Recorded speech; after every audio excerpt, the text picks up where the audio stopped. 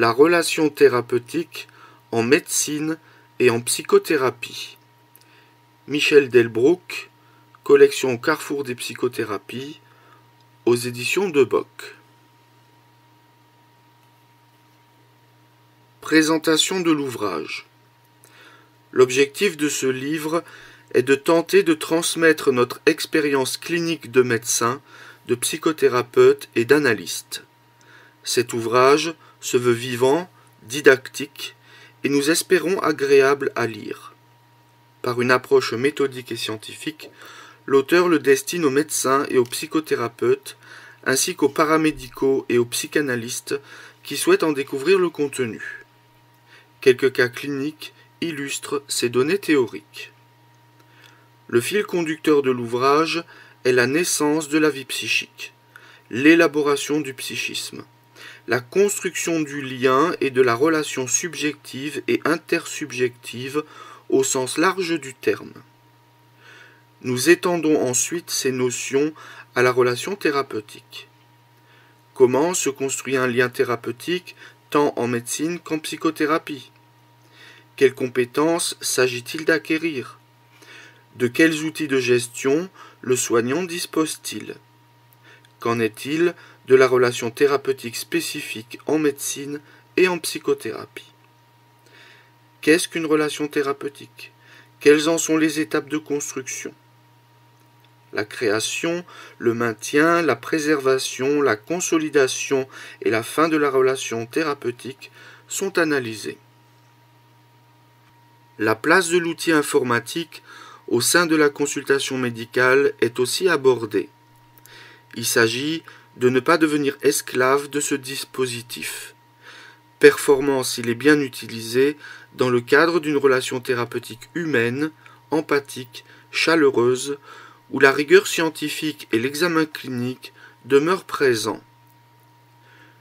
Nous parlons ensuite de la question essentielle du cadre, des réflexions philosophiques sur l'éthique de la relation de soins, en ce compris des écueils. Puis nous abordons les aspects théoriques du non-respect du cadre, des inadéquations de la relation de soins, entre parenthèses, la question de la libido dans la relation de soins et des abus au sein de celle-ci sera traitée dans un autre ouvrage, notamment dans un chapitre consacré aux thérapeutes abuseurs. Enfin, nous consacrons un chapitre sur le travail thérapeutique de groupe. Objectif. Nous voulons proposer une réflexion à propos des problématiques relationnelles entre le patient et son soignant, qu'elles soient réelles ou transférentielles et contre-transférentielles, dans les différents domaines que sont la médecine organique, la médecine incluant la guidance psychothérapeutique, la psychothérapie et la psychanalyse, avec les différentes étapes, modalités et caractéristiques de chaque champ. Ces notions psychanalytiques ne sont utiles que dans la mesure où elles sont expliquées et rendues pragmatiques pour le soignant et au service du patient. Tout jargonnage de quelque nature et de quelque courant soit-il nous semble inutile, sinon contre-productif. Nous nous efforcerons de familiariser le médecin avec les notions de base de la psychothérapie et de la psychanalyse et de les rappeler aux psychothérapeutes.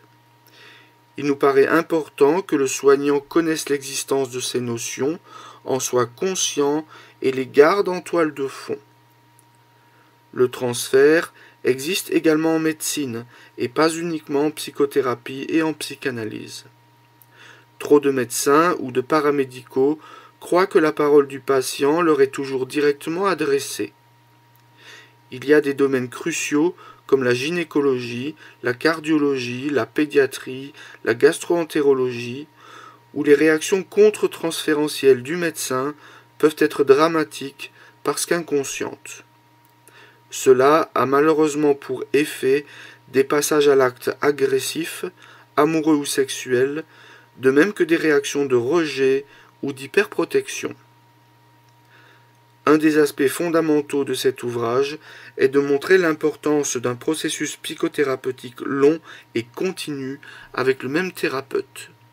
en analysant les étapes de la construction et de la conservation de la qualité de la relation thérapeutique, ainsi que d'explorer ce que sont un parcours et un processus psychothérapeutique et psychanalytique, d'en percevoir les outils techniques, les indications, les contre-indications et les écueils. Un deuxième objectif est d'apprendre au médecin non seulement à gérer les problématiques du transfert et du contre-transfert à son niveau, mais aussi à les différencier de celles du psychothérapeute et du psychanalyste, et de faire apprécier à chacun leurs possibilités thérapeutiques et leurs limites.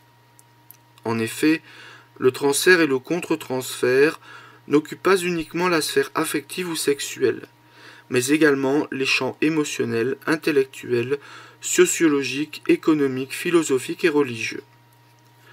Comment appréhender la subtilité du respect et du non-respect de l'autre? Vouloir comprendre l'autre, c'est parfois l'enfermer, sinon abîmer son âme.